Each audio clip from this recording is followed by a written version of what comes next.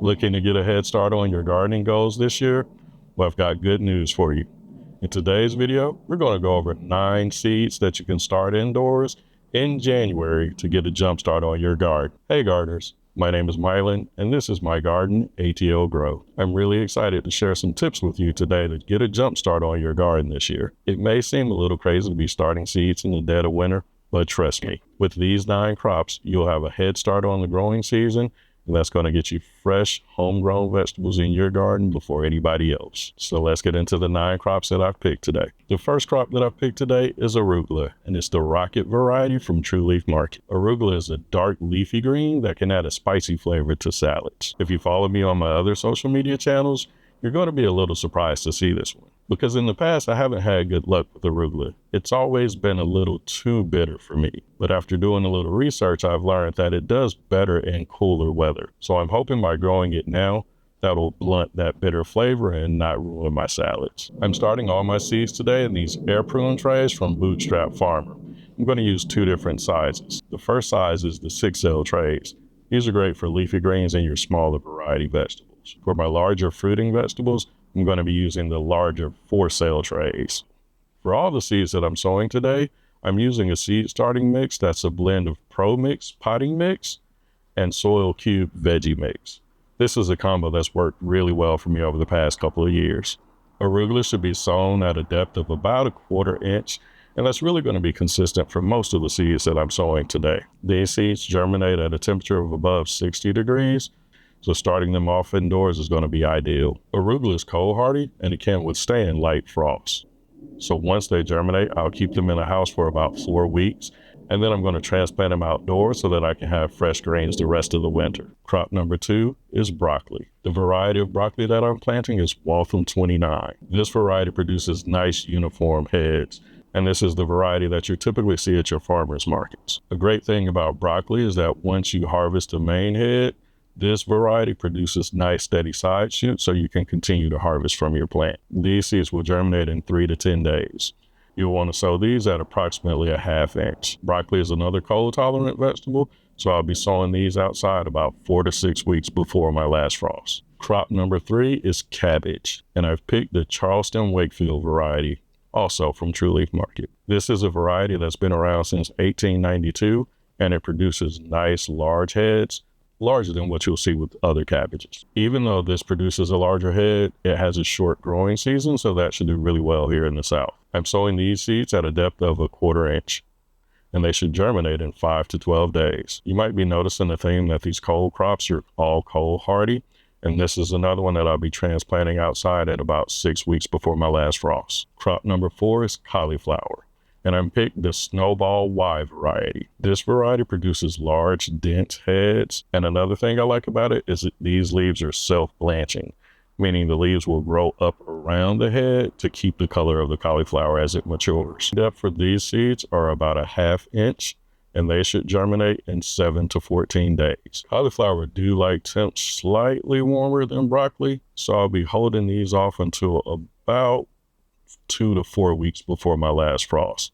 They can take a little chill, but I'm just going to be kind of careful with these because I haven't had a lot of luck growing cauliflower before. Crop number 5 is celery, and this is the Utah 52 to 70 improved variety. This variety grows taller with longer ribs and a slightly deeper green than what you're going to see with the typical celery. It also is said to have a slightly sweeter flavor. It's disease resistant, and this variety matures in about 100 days. With all of these, you can sow them directly, but I found that celery is a little bit slower growing, so I'm starting mine around the 12-week mark before my last frost. Celery seeds don't need to be as deep as some of the other crops that we planted today, so instead I surface sow them just lightly on the surface and then press them down into the soil and cover with a little vermiculite. Celery seeds germinate in 14 to 21 days. Again, it's a bit of a slow grower, so make sure you keep the soil moist during that time. Crop number 5 is leeks, and I've picked the large American flag variety. Leeks actually date back to the days of the ancient Egyptians. They have a light, delicate onion flavor that's great in salads, stir fries, and soups. This variety produces a tasty pearl white bulb with really large green leaves. The stems grow 10 to 12 inches tall, and the bulb can get 1 to 2 inches in diameter. Leeks should be sown at a depth of about 1/4 inch, and they germinate in 7 to 14 days. Leeks are another slow grower, so starting them out at the 10 to 12 week mark is going to help get you ready for spring planting right around your last frost date. Crop number 7 today is eggplant. I'm sowing the Black Beauty variety. This variety produces large, egg-shaped, jet black fruit. Eggplant should be sown at a depth of about 1/4 inch, and these will germinate in 14 to 21 days. They are extremely temperature sensitive, so I'll be keeping these indoors until temperatures are consistently above 65 degrees outside. And then once they're transplanted out, they reach maturity in 60 to 80 days. Crop number 8 is bell pepper, and I've picked the Golden Cow Wonder variety. These produce classic yellow bell pepper, and they've quickly become a favorite in my summer garden. As they grow, they start off as the dark green bell pepper that we're used to seeing, but then they mature into the golden color. I'm sowing 2 seeds per cell at a depth of about 1/4 inch. These should germinate anywhere from 7 to 21 days, but they do benefit from a heat mat even indoors. And you probably figured, since they're starting off on the heat mat, they are temperature sensitive, and they are. These won't be going outdoors until 2 weeks after my last frost. Crop number 9 is tomatoes. I'm actually sowing 2 varieties of tomatoes today. I'm doing the Container's Choice and the San Marzano. Both of these are determinate variety tomatoes, which if you don't know what that means, determinate varieties grow to a set height and then they produce their fruit. The other version that you'll hear of is indeterminate, and that's the vining type.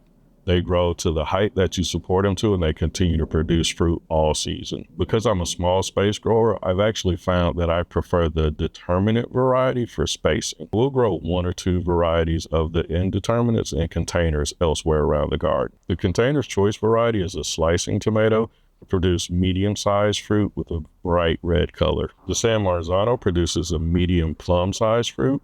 This is the kind that you'll typically see used for canning, or my favorite, in salsas. For the tomatoes, I'll be sowing them 1/2 inch deep, and they should germinate in 7 to 14 days. I typically sow 1 per cell just because you don't typically get a lot of tomato seeds. And to be honest, I don't enjoy thinning out. It seems wasteful to me. If I do get multiple seeds that sprout, I'll transfer them to other pots so that I can plant those out as well. Tomatoes are another one that are temperature sensitive. They're in the nightshade family with eggplant and peppers, and that's why they have similar growing conditions. So these are another one that won't be transplanted outdoors until 2 weeks after my last projected frost. If you don't yet know the frost date for your area, just go online and Google your frost dates for your area, and that'll let you know exactly when you can transplant your plants outdoors. And there you have it, the 9 crops that I'm sowing in January. If you haven't already, please like this video and subscribe to the channel to learn and grow along with us. Thanks for watching.